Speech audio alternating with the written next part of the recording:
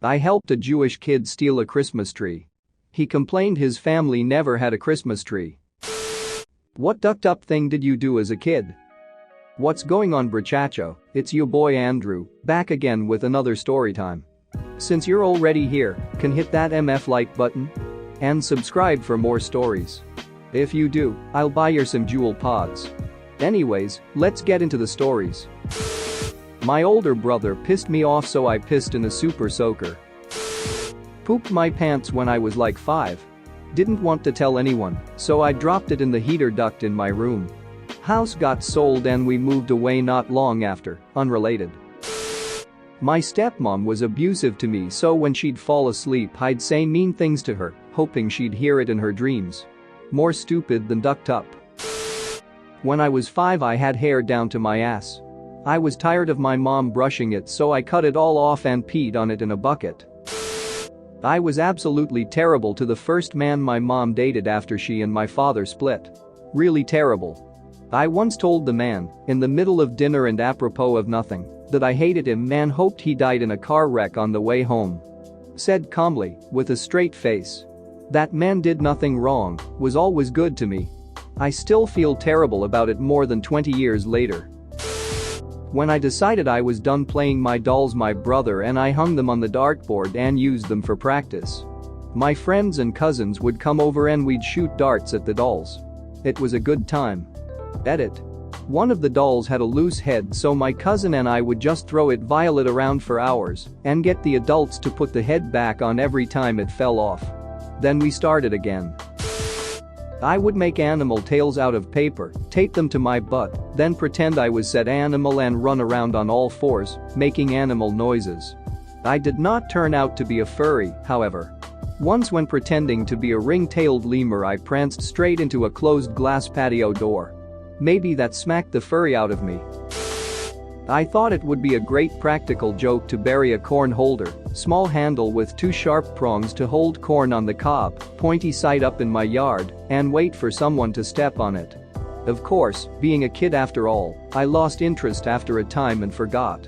Sometime later in the summer, while walking barefoot, yes, I stepped on it. Duck, that hurt. Learned a valuable lesson about practical jokes. My sister and I would ask our friends a question. If they answered wrong we would be like, you dumbest donkey. And ride the person while making donkey noises, saying walk, donkey. You stupid ass. And so on. A friend once said New York was the capital of the states and we ducking rode him for half an hour. Edit. We did thus from age 6 to around 13. We would not ask the donkey, it was more of a tackle situation. Yes, I did grow up to be into BDSM. My dad had bad OCD and made the family miserable because of it.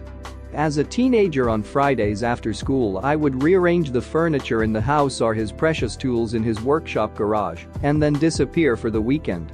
As an adult I realize he couldn't control it and he loved us deep down, and I feel guilty about it. But at the time it was hilarious to me and my siblings and felt good. Threw 2 big bags of hamster bedding through my fan and acted like a news forecaster and acted like it was snowing, and parents woke up to my room being covered in over an inch of bedding. Needless to say, I didn't own the hamster anymore. I tried to poison my mom's boyfriend. I was probably around 11. I had one of those science kits from the Scholastic book fair. I took the citric acid and dumped the whole container into his drink. He sipped it and just said, "This tastes like crap," and dumped it out, lol.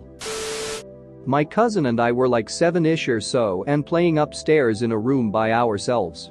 My aunt left her sewing machine in there ready to go. We were fascinated by how fast the needle moved up and down when we stepped on the foot pedal. Then we had the idea to see who could get their finger out of the way before the needle started moving. He went.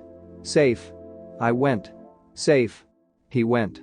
Blood shot out and screaming commenced. My friends and I were out riding out bikes and saw a dead squirrel in the road. Kid logic said picking that carcass up with some sticks, carrying it to a random front step, and doing a ding-ding ditch was a good idea. About a week later we notice a for sale sign in that house. To this day I'm suspicious this poor family thought they were being targeted by some sociopath and noped the duck out of there. My friend and I ripped and stole pages out of a neighbor's Cosmo that had pictures of boobs. I think it might have been for breast self-exams? We were 10-year-old girls at the time and got totally busted by my parents. That same friend and I got into a different neighbor's trash bags after Thanksgiving and decided to sample some of their leftovers. What the actual duck? Kids are so strange. I used to pee on my brother's bed in the mornings, so I would get first crack at video games or TV while he helped clean up his mess. Update: I did not pee on my brother. I used to make sure that I was peeing away from him and on top of the covers. This occurred just a couple of times, probably coinciding with some video game we rented for the weekend. I'm sure my parents were aware something was off about the whole thing, but they never let on and now don't recall being suspicious of me.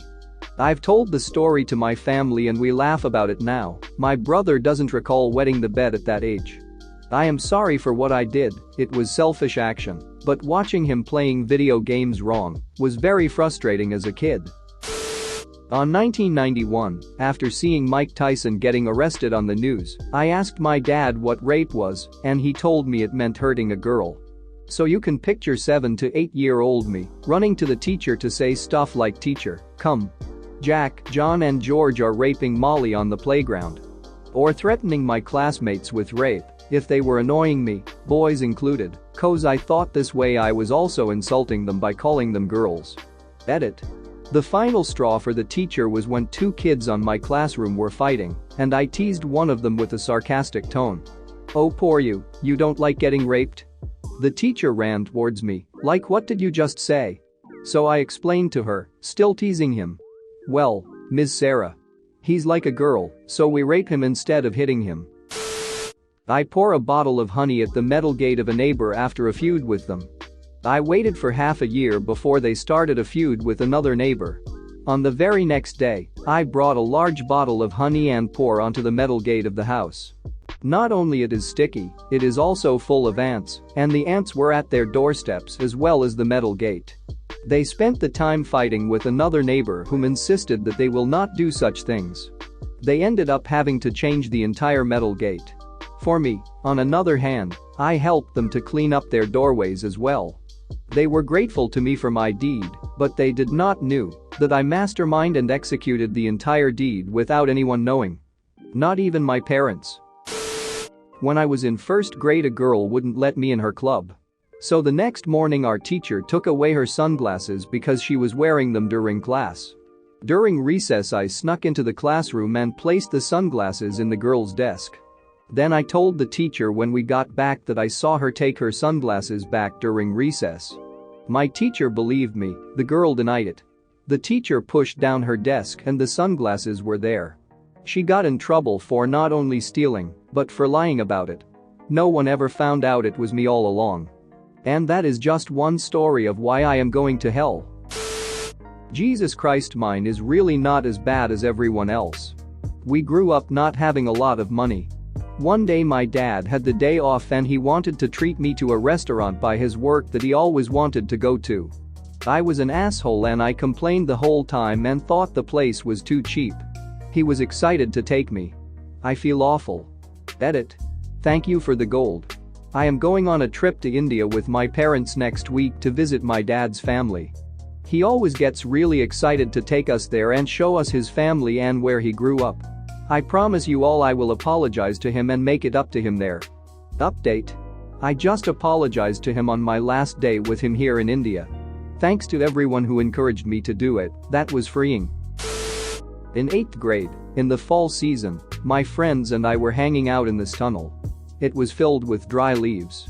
As we sat on the walls of the tunnel shooting the crap, I was mindlessly throwing matches into the leaves. I had this weird obsession with fire since I was really young.